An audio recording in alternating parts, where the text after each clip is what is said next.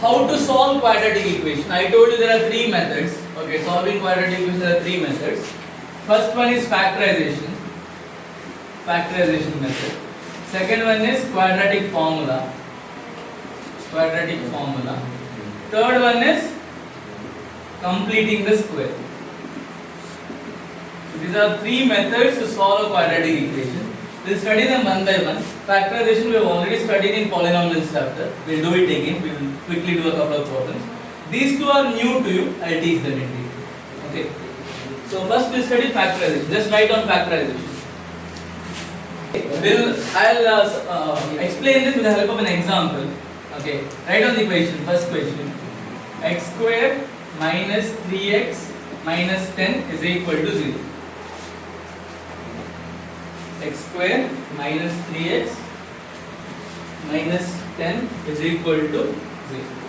Okay, everyone listen to me. I know most of you know this, but I'll again teach this. Those who don't know, just concentrate. Correct. Okay. See, factorization method means you have to split the middle term. That is the main aim of factorization method. So what you are supposed to do, listen to me carefully. The middle term, okay, should be taken as a sum of two numbers. So I'll take two numbers, two arbitrary numbers, P and Q. Okay.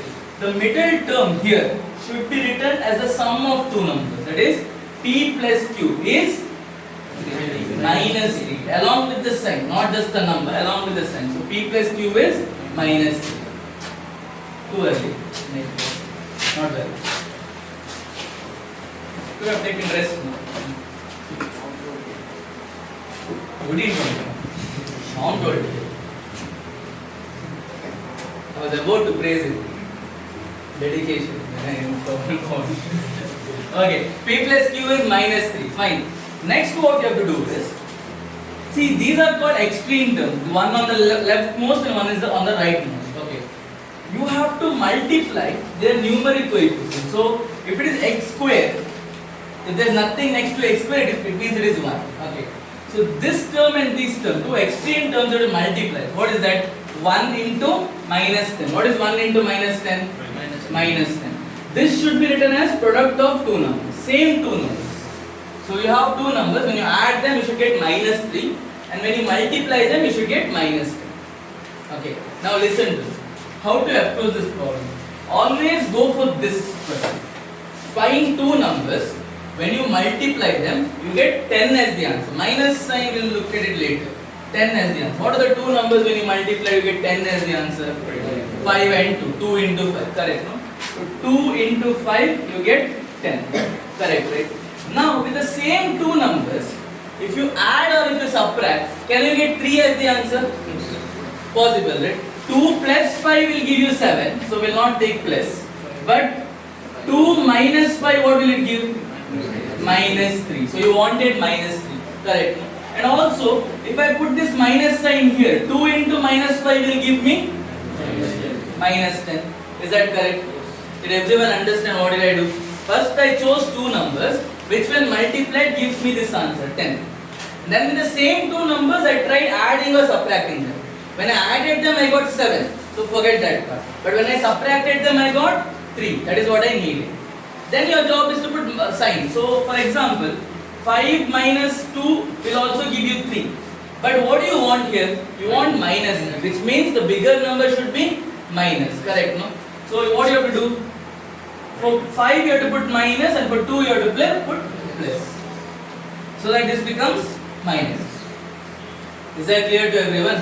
Okay, so now what are your numbers? Numbers are 2 and minus 5. Numbers are 2 and minus 5. Is it clear to everyone till here? Okay. Next what to do? Listen. You have to substitute these numbers here. So keep this x square as it is.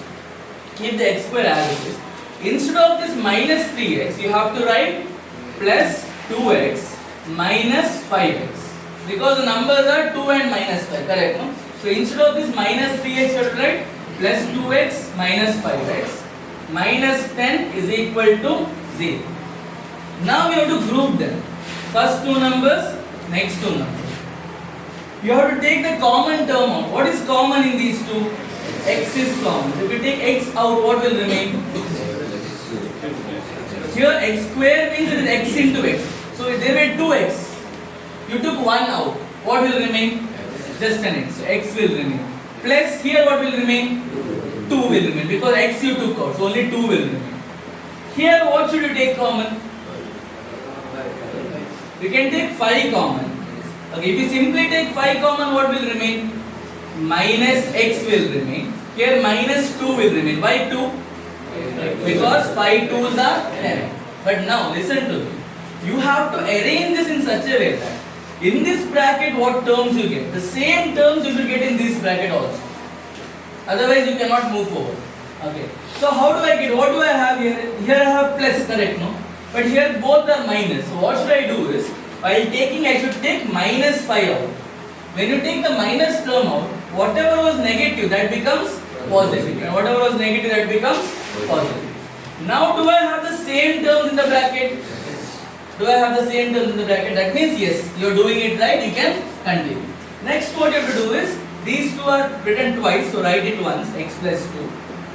And here the remaining term, x minus 5. So once you equate the first term to 0, next time you equate the second term to 0, x plus 2 is equal to 0, x will be equal to minus 2, and x minus 5 equal to 0, x will be equal to plus 5. These are your answers.